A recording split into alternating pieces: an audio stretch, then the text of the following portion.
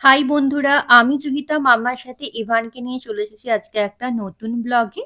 আজকে হলো ভূত চতুর্দশীর দিন, মানে কালী পুজোর ঠিক আগের দিনটাতে। তোমাদের সবাইকে জানিয়ে রাখি শুভ দীপাবলির অনেক অনেক শুভেচ্ছা। আর আজকের অন্ধকারের উৎস থেকে আলো চারিদিকে উৎসারিত হোক, সবার জীবনের সব গ্লানি মুছে যাক, চারিদিক উজ্জ্বলময় হয়ে উঠুক আর আলোতে ভরে উঠুক। তো চলো বন্ধুরা, আমি আজকে ইভানকে নিয়ে সৌরভের সাথে বেরিয়ে পড়েছিলাম আশেপাশের কয়েকটা কালী পুজো ঘুরে দেখবো বলে। যদিও কালী ঠাকুর কালী পুজোর দিনই তৈরি হয়, তাও যে কটা হয়েছিল সেগুলোই দেখবো বলে ইভানকে নিয়ে বেরিয়ে পড়েছিলাম। কারণ যেহেতু ওকে প্রথম দেখাবো, তাই জন্য খুবই এক্সাইটেড ছিলাম। আর আমরা এই যে প্রথমেই চলে এসেছিলাম আমাদের বাড়ির ঠিক একদমই কাছে মানিকপুরে। এখানের এই কালী খুবই বিখ্যাত। আমরা ছোটবেলা থেকেই যাকে মোটা কালী হিসেবে চিনি। আর এই কালীকে এখানে মেদিনীপুরের বড় মাও বলা হয়ে থাকে। কালীর ঠাকুর দেখতেই অনেকটা লচি পদ্মার ঠাকুরের আদলেও হয়। এই ঠাকুরের উচ্চতা অনেকটা বেশি বলেই একে আমরা বড় কালী বা মোটা কালী বলে থাকি। আর এই ঠাকুরের রূপ দেখলে সত্যি ভাষায় বর্ণনা করা যায় না। যে কোনো বাচ্চার ভয়ের জোগাড়, এতটাই সুন্দর ভয়ঙ্কর একটা রূপ ঠাকুরের তুলে ধরা হয়। এই যে দেখো বন্ধুরা তোমরা, কি সুন্দর ঠাকুরের রূপ। আর মানে যাটা গায়ে কাঁটা দেওয়ার মতন যাকে বলে, এইরকম একটা ঠাকুরের রূপ। আমরা ছোটবেলায় যখন এখান দিয়ে টিউশন করতে যেতাম, তখন কিন্তু ওদের আগ্রহের সহিত দেখতাম যে একটু একটু করে ঠাকুর তৈরি হচ্ছে, আর ভাবতাম যে কবে এই ঠাকুরটা পূর্ণরূপে তৈরি হবে। আর সেটা দেখবার জন্য আমরা অধীর আগ্রহে থাকতাম। আর ইভানকেও দেখাচ্ছিলাম যে কি সুন্দরভাবে যে ঠাকুরটা দেখে ইভানও একটু একটু মনে হয় ভয় পাচ্ছিল। ও কিন্তু অবাক চোখে ঠাকুরকে দেখছিল। আর এরপর আমরা চলে এসেছিলাম সামনেই বড় বাজারের ডিস্কো ক্লাবে। ডিস্কো ক্লাবের ঠাকুর, এই ঠাকুরটাও খুব সুন্দরভাবে হয়েছিল এবং খুব ভালোভাবে এখানে আলোর ডেকোরেশন করা হয়েছিল। তো এই ঠাকুরটা দেখে এবার আমরা আজকে বাড়ি ফিরে যাব।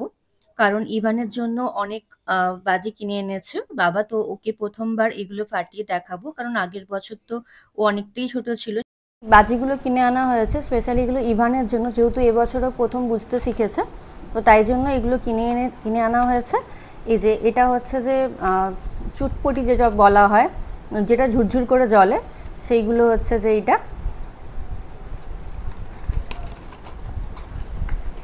আর এটা হচ্ছে যে মানে ওয়ান টাইপ অফ রকেট বলা যেতে পারে। এই যে এগুলো নিচে লাগিয়ে তার উপর এটা দিলে এটা উপরে উঠে গিয়ে জাস্ট তুবড়ির মতন হয়ে উপরে উঠে গিয়ে একটু ফাটবে।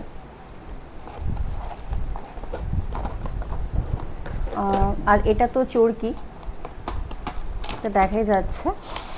এই যে এই চরকিগুলো কিনে আনা হয়েছে।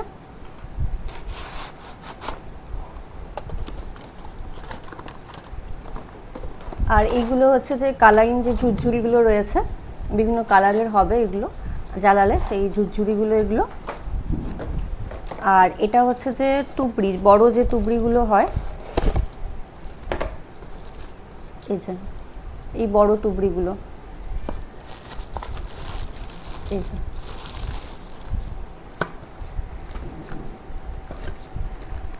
সবুজ লাল এই দুটো রঙের আছে।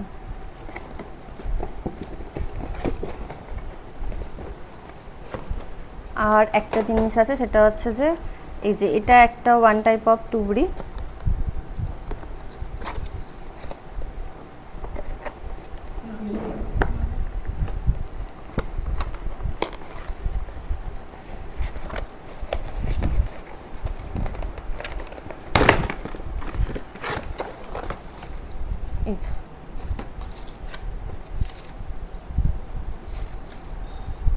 এই টুকরিগুলো বেশ, এইগুলোই কিনে আনা হয়েছে। এবার চলো এগুলো ফাটাবো, দেখা যাক কেমন হয়। এই দেখো, এরপর বাড়ির নিচটাতে চলে এসেছি। এখান থেকে বাড়িগুলো কেমন দেখাচ্ছে তার একটা ঝলক তোমাদেরকে দেখিয়ে দিই। আর এই দেখো, ইভান তার ঠাম্মির কোলে উঠে কিন্তু গুটিসুটি মেরে আছে। অন্য সময় ওকে রাস্তায় নামালেই ও একদম কোলে থাকবে না, সঙ্গে সঙ্গে হাঁটাহাঁটি শুরু করে দেয়। কিন্তু আজকে ওর কোলে থাকার একটাই কারণ, যে চারিদিকে বোম ফাটছে, রকেট ফাটছে, তুবড়ি জ্বালানো হচ্ছে। তো এগুলো ও ফার্স্ট টাইম দেখছে, তাই জন্য প্রথম প্রথম একটু ভয় লাগছে। এরপর ওর ভয় কিন্তু আস্তে আস্তে কেটে গেছিল, কারণ এরপর ওর বুলো মামা ওর জন্য কাচরানো বোম এনে দিয়েছিল, আর সেগুলো ও নিজে হাতে করে ছুঁড়ে ছুঁড়ে ফাটাচ্ছিল। ওর কিন্তু একটুও ভয় লাগেনি তখন। তাই প্রথমবার এগুলো দেখে ও কিন্তু একটু একটু ভয় পাচ্ছিল, পরে যদিও ওর ভয় কেটে গিয়েছিল। এই যে দেখো, এই তুবড়ি চরকি এগুলো জ্বালিয়ে নেওয়া হচ্ছিল। আর এগুলো দেখে আমার ছোটবেলার অনেক স্মৃতি মনে পড়লো, কারণ আমিও তখন এখানেই ফাটাতাম, এবং তুবড়ির সাথে সাথে বোমও, চকলেট বোমও ফাটানো হতো। কিন্তু আমি বোমগুলোর সাথে সাথে ধরিয়ে কিন্তু ভয়ে ড্রেনে ছুড়ে দিতাম, আর ড্রেন থেকে জল এসে ছিটকাতো, আর সবাই খুব রেগে যেত। তো চলো বন্ধুরা, এরপর কালী পুজোর দিন সকালেই একদম স্নান টান সেরে আমি বেরিয়ে পড়েছিলাম বাজারে, এই ফুল দোকানে এসেছিলাম মালা কিনবো বলে ঠাকুরের জন্য। তো জবা ফুলের মালা খোঁজ করছিলাম, আর যেহেতু আগে থেকে অর্ডার দেওয়া ছিল না, তো কালী পুজোর দিন সকাল যখন দুপুর 12টা বাজে, তখন জবা ফুলের দাম সত্যিই অনেকটা বেড়ে গেছিল। তাও আমি দুটো মালা কিনেছিলাম, একটা আমি নতুন বাজারের কালী মন্দিরে দেবো বলে, আরেকটা মা মহাকালীকে দেবো বলে। তো এই দেখো, 108টা যে ফুলের মালা হয়, সেই ফুলের মালার আমি খোঁজ করছিলাম। তারপর পেয়েও গেছিলাম, যদিও দামটা একটু বেশি ছিল, কিন্তু ঠাকুরের জন্য কিনে নিয়েছিলাম। এই দেখো, কুঁড়িগুলো কিন্তু বেশ সুন্দরই রয়েছে, আর ভালোই রয়েছে, আর তাই জন্য এখান থেকে কিনে নিয়ে যায় প্রতি বছর সোনা, আগে থেকেই অর্ডার দেওয়া হয়। আর এই দেখো, আমি এই গাঁদা ফুলগুলো কিনে নিচ্ছিলাম, এই চেনগুলো, যাতে করে একটু রঙ্গোলি বা একটু ডেকোরেশন করতে পারি। তো এরপর আমি মিষ্টি দোকানে চলে এসেছিলাম ঠাকুরের পুজো দেওয়ার জন্য, মিষ্টি কিনবো বলে বা সন্দেশ কিনবো বলে। এরপর এগুলো নিয়ে একদম পৌঁছে গিয়েছিলাম আমাদের পাড়ার যে কালী মন্দির, আমাদের নতুন বাজার কালী মন্দিরে। তো এখানে তোমাদেরকে আগেও এই মন্দির দেখিয়েছি দুর্গাপুজোর সময়, আর কালী পুজোর সময় বলেছিলাম যে প্রচুর জাঁকজমক থাকে, অনেক ভিড় থাকে। এই দেখো, এখন পুজোগুলো নেওয়া হচ্ছে। এগুলো হচ্ছে রাতে অমাবস্যা পুজোর জন্য নেওয়া হচ্ছে এই পুজোগুলো। সবাই নাম গোত্র লিখে এই পুজোগুলো দিয়ে যান, অনেকে ফলও দিয়ে যান, এই ঝুড়িতে ফলও রয়েছে অনেক। আর এখন ঠাকুরের সামনেও যে পুজো হচ্ছে, সেটা সকালের পুজো।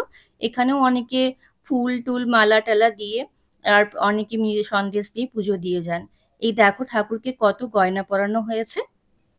আগে মায়ের আরো অনেক গয়না ছিল, যেমন সোনার জিভ, সোনার চোখ। এই সমস্তগুলো কিন্তু চুরি হয়ে যায়, ডাকাতি হয়ে যায়। কারণ যেহেতু আমার এই মন্দির বাড়িতেই জন্ম, আমরা আগে এখানে ভাড়ায় থাকতাম, ক্লাস 3-4 পর্যন্ত এখানেই কাটিয়েছি, তাই এই গল্পগুলো ঠাকুমার কাছ থেকে কিন্তু শোনা। যে ঠাকুমাই বলেছিল যে ডাকাত পড়ার সময় কিন্তু মা নিজে পথ আঁকলে সেই ডাকাতদের রক্ষা করেছিলেন। তারপর সমস্ত কিছুই আবার রূপোর তৈরি করা হয়েছে। এই দেখো, আমি এরপর অঞ্জলি দিয়ে দেব। আগে যদিও আমি রাত্রে পর্যন্ত নির্জলা উপাস থেকে তারপরই অঞ্জলি দিতাম, কিন্তু ইভান হওয়ার পর থেকে এই 2 বছর তো আর অঞ্জলি দেওয়াই হয়নি। আর এই বছর কিন্তু আমি সকালবেলায় অঞ্জলি দিয়ে দিয়েছিলাম, যেহেতু রাত্রেবেলায় 12টা 12:30 বেজে যাবে অঞ্জলি হতে। আর অত রাতে আমি ইভানকে কার কাছেই বা রেখে যাব, কারণ মা বাবার বয়স হয়েছে, অত রাত পর্যন্ত জেগে থাকা সম্ভব নয়। তাই জন্যই আমি অঞ্জলি আজ এবারে সকালেই দিয়ে দিয়েছিলাম। এবারে একটু ঘরটাকে সাজিয়ে নেবার পালা। এই দেওয়ালিতে তো সবাই খুব সুন্দরভাবে কিন্তু ঘরকে সাজায়। আর এই যে দেখছো তোমরা, এই পেতলের যে গামলাটা, এটা আমার বিয়ের পরই কিন্তু সৌনভ কিনে এনেছিল বাড়িতে। আর তারপর থেকে তুলে রাখাই ছিল, তো ভাবলাম যে এবছর একটু সুন্দরভাবে এটা দিয়ে ডেকোরেশন করে নিই। অন্যবারে কিন্তু খুব ভালোভাবেই আমি রঙ্গোলি দিয়ে থাকি, কিন্তু গত 2 বছরও দেওয়া হয়নি, আর এই বছরও আমি ঠিক সময় করে উঠতে পারলাম না। তাই জন্য এখানেই এই ফুল দিয়ে একটু অল্প স্বল্প ডেকোরেশন করে নিয়েছিলাম, আর এই প্রদীপগুলো জ্বালিয়ে একটু সাজিয়ে নিচ্ছিলাম। আর ইভানের দুষ্টুমি তো সাথে করে রয়েইছে, হয় ও এখানে এসে সমস্ত এই ফুলগুলো ঘেঁটে দেবে, আর না হয় ও কিন্তু ছুটে পালাবে, না ও আমার সঙ্গে এখানে দাঁড়িয়ে কোনো ছবি তুলবে, আর না কিছু। অনেক কষ্ট করে ওকে কোলে ধরে তুলে রাখলেও ও কিন্তু কোল থেকে বাগে বাগে নেমে চলে যাচ্ছিল। আর এরপর এই তো ডেকোরেশন হয়ে গেছে। আর দেখো, আমিও কিন্তু রেডি হয়ে নিয়েছিলাম। এটা আমার শাশুড়ি মায়ের শাড়ি, তো এই নতুন শাড়িটা মা আমাকে দিলেন পরতে। আর আমিও যেহেতু মন্দিরে বেরোবো এরপর, তাই জন্য একটা নতুন শাড়ি পরিয়ে নিলাম। আর সাদা লাল শাড়ি তো আমার বরাবরেরই প্রিয়। তো এই দেখো ইভানকে অনেক কষ্ট করে ধরে রাখা হয়েছে আর এই স্টার লাইট গুলো নিয়েও খেলছিল। এই লাইট গুলো আমার ফার্স্ট অ্যানিভার্সারিতে সৌনভ এনেছিল, তারপর তুলেই রাখা ছিল। তো এবারে এগুলো ভাবলাম যে ব্যালকনিতে টাঙিয়ে দিলে কিন্তু ভালোই লাগবে, তাই জন্য এগুলো সবই সৌনভ টাঙিয়ে দিয়েছে। আর এরপর আমরা কিন্তু রেডি হয়ে একটু ইভানকে নিয়ে বেরিয়ে পড়েছিলাম মন্দিরে যাওয়ার জন্য। এই দেখো এই মন্দিরে সকালের রূপটা তো তোমরা দেখলে, এবার রাত্রের রূপটা দেখো কি সুন্দরভাবে লাইট দিয়ে খুব ভালোভাবে কিন্তু ডেকোরেশন করে সাজিয়ে নেওয়া হয়েছিল। এই যে দেখতেই পাচ্ছ তোমরা, আর মন্দিরের মধ্যে অসম্ভব কিন্তু ভিড় ছিল। আর এই মন্দিরের যেহেতু বললাম না যে অঞ্জলি হতে 12টা সাড়ে 12টা বেজে যাবে, কারণ তার আগে পাঠা বলি হয়। অনেকেরই পাঠার মানসিক থাকে, অনেকে মন্দিরের ভোগের জন্য পুজো দেন, তো সেই হিসেবে পাঠা বলি হওয়ার পর তারপরই কিন্তু অঞ্জলি শুরু হয়। আর তারপর রাত্রি 3টে থেকে শুরু হয়ে যায় প্রসাদ বিতরণ। এই যে এই মূর্তিটা দেখলে, এটা কিন্তু এই মন্দিরের বড় মায়ের মূর্তি। এনার গল্প কিন্তু ঠাকুমার কাছ থেকে শোনা। এই দেখো ইভানকে দেখে সবারই ইচ্ছে হচ্ছিল একটু করে আদর করে, কিন্তু ইভানের নতুন টেকনিক যে ইভান কাউকে দেখলেই এখন আগে থেকে টাটা করে দেয়, যাতে বেশিক্ষণ না সময় নষ্ট হয়। এই দেখো মাকে এখন পুরো ফুলে ঢেকে দেওয়া হয়েছে, সুন্দরভাবে মালাগুলো দিয়ে সাজিয়ে দেওয়া হয়েছে। এই দেখো কি দারুণ, মানে অসম্ভব ভিড়। মন্দিরে সবাই আসে, যেহেতু এটা আগের আদি শ্মশান মন্দির ছিল, তো প্রচুরই ভিড় হয়। এরপর আমরা মেদিনীপুর থেকে একটু ছাড়িয়ে বেরিয়ে চলে এসেছিলাম মা মহাকালীর মন্দিরে। এই মায়ের কথা বলতে আমি কি বা বলি তোমাদেরকে, কারণ যদি মা হিসেবে কিছু ভেবে থাকি, মা বললেই আমি যাকে এক কথাই বুঝি সেটা হচ্ছে এই মা মহাকালী, যার সঙ্গে নিজের সমস্ত সুখ দুঃখ সবটাই শেয়ার করে নেওয়া যায়, সেটা হচ্ছে আমার মা মহাকালী। এই কালীর পুজো কিন্তু শিলা থেকে হয়, দেখো শিলা থেকে পুজো হয়। আর মায়ের আকার হিসেবে, আকারটা বোঝানোর জন্য সামনে দেখো মায়ের প্রতিচ্ছবি কিন্তু রাখা হয়েছে। এটাই হচ্ছে মা মহাকালীর প্রতিচ্ছবি। আর এখানে শুধুমাত্র মায়ের যে পুজো হয় তা নয়, মায়ের সাথে সাথে বাবা সত্যনারায়ণের আর মা মনসারও পুজো হয়। তো এই তিনজনের পুজো এখানে কিন্তু একসঙ্গেই হয়ে থাকে।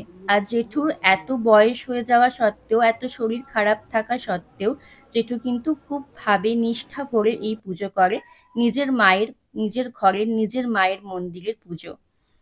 তো আর কিছুই বলার নেই।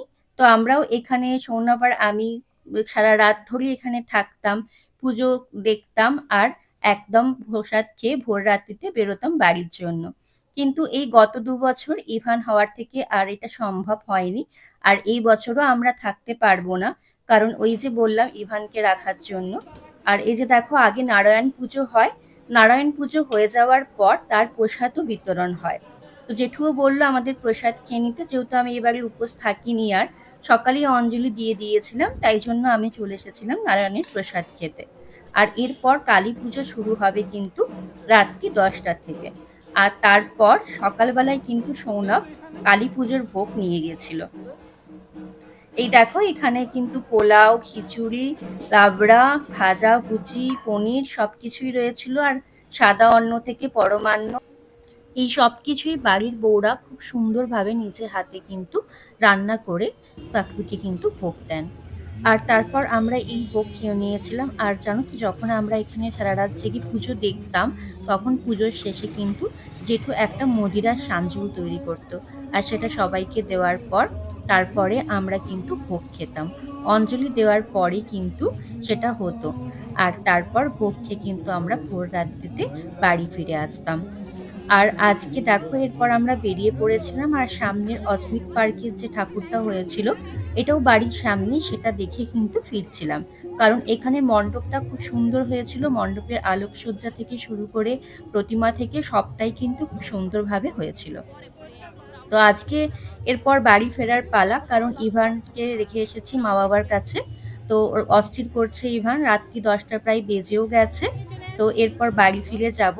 তো আজকে সারাটা দিন এইভাবেই কালী পুজোর কিন্তু কেটে গেছিল খুব সুন্দরভাবে। তো চলো বন্ধুরা, আজকে এই পর্যন্তই, টাটা বাই বাই।